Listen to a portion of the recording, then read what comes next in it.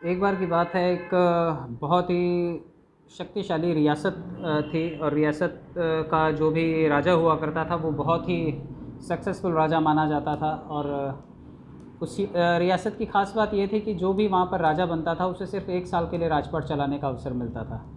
तो बहुत सारे दावेदार हुआ करते थे, क्योंकि 1 साल उनके जीवन का जो है वो राजशाही ठाट बाट के साथ बीतेगा, इसलिए काफ़ी लोग हमेशा तैयारी में रहते थे।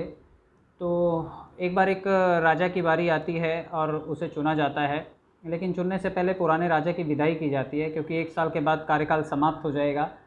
तो वो देखता है, उसकी विदाई के वक्त देखता है कि जो राजा का राजपाट ख़त्म हुआ उसे एक नाव में बिठा करके नदी के दूसरे छोर पर बिल्कुल सादे वस्त्रों में छोड़ दिया जाता था। और नदी के उस तरफ जो कि जंगल वाला एरिया हुआ करता था, जंगल और जंगली जानवरों का एरिया हुआ करता था, वहाँ पे एक अकेला आदमी जाएगा। तो उसके बाद उसके जीवन का क्या होगा, ये मैं और आप सभी ठीक से समझ सकते हैं कि उसके जीवन का वहाँ पर अंत था। इसके अलावा वहाँ पर कुछ भी नहीं था। तो जितने भी राजा हुए वो सब भोग विलास में लीन रहते थे, अपना राजपाट को 1 साल तक बहुत अच्छे से सेलिब्रेट करते थे, और अंत में उनकी यही गति हुआ करती थी। तो एक बार जिस राजा का नंबर आता है वो सोचता है कि इस तरह से तो काम नहीं चलेगा, क्योंकि 1 साल के बाद मुझे राजपाट से मुझे निकाल दिया जाएगा।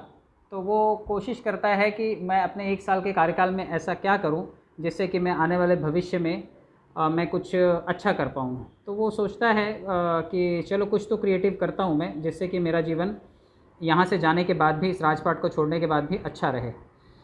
तो जहाँ-जहाँ पर भी एग्ज़िबिशन हुआ करते थे, कोई स्पर्धा हुआ करती थी, कोई कार्यक्रम हुआ करता था, और जब मंत्रीगण आकर के इस राजा को बोलते थे कि आप चलिए वहाँ पर ऐसा रंगारंग कार्यक्रम चल रहा है, आपका उपस्थित होना वहाँ पे कितना उपयोगी है, तो वो राजा हमेशा मना कर दिया करता था। वो कहता था मैं भविष्य की योजना के ऊपर काम कर रहा हूँ। और वो हमेशा जब भी कहीं पर एंटरटेनमेंट का कुछ कार्यक्रम होता था, वो हर जगह अवॉइड कर दिया करता था, और वो लगातार 1 साल तक ऐसा ही जीवन जीता है जिसमें वो कोई प्रोडक्टिव बहुत ज़्यादा राजपाट में नहीं दिखाई देता, लेकिन वो एक योजना पर काम कर रहा था। और वो योजना ये थी कि वो नदी के दूसरे छोर पर जहाँ उसे जाना था, वो वहाँ एक नया शहर बसा रहा था। और उसने धीरे धीरे करके उन जंगलों में एक नया शहर बसाया, क्योंकि वो राजपाट में था तो राजा का आदेश था, तो मंत्रियों को मानना ही था। तो नदी के दूसरी तरफ वो एक बहुत खूबसूरत सा शहर बसा देते हैं। तो फाइनली जब राजा के राजपाट का समय ख़त्म होता है, 1 साल बाद उसे यहाँ से विदा किया जाता है। तो इस बार जब विदाई होती है तो ये राजा बहुत खुशी खुशी विदा होता है, नाव पर बैठता है सादे वस्त्रों में, और नदी के दूसरी तरफ चला जाता है। और उसके बाद भी उसके जीवन में कोई भी कमी नहीं आती, क्योंकि उसने वो शहर का निर्माण अपने राजा रहते हुए कार्यकाल में ही कर दिया था, और अपना जीवन वो बहुत खुशी खुशी वहाँ जा कर के भी व्यतीत करता है।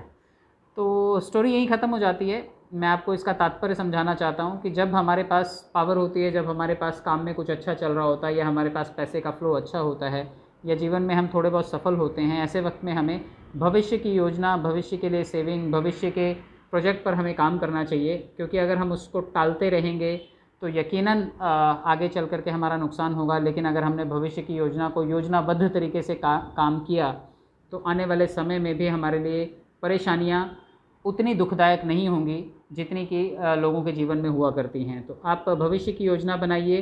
किसी भी प्रोजेक्ट को अगर आप अचीव करना चाहते हैं तो उस पर आज से ही काम शुरू करें, ताकि भविष्य आपका बहुत ही खूबसूरत, बहुत ही प्रोडक्टिव और बहुत ही उज्जवल हो। बहुत बहुत धन्यवाद।